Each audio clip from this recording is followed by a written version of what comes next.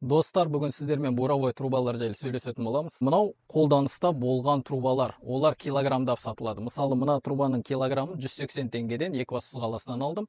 Шымкент қаласында 110 теңгеден сатылып тұр. Килограммы 10 метрлік трубалар.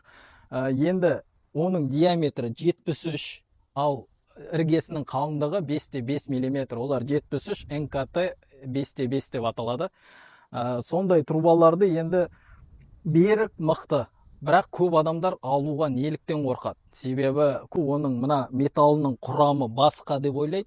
Ол сваркаға жарамайды, және іргесінің қалың болғандығына байланысты оны болгаркамен кесуге келмейді, оны газорезка керек, бізде газорезка жоқ деп, адамдар көбінесе ондай буровой трубаны ала қоймайды.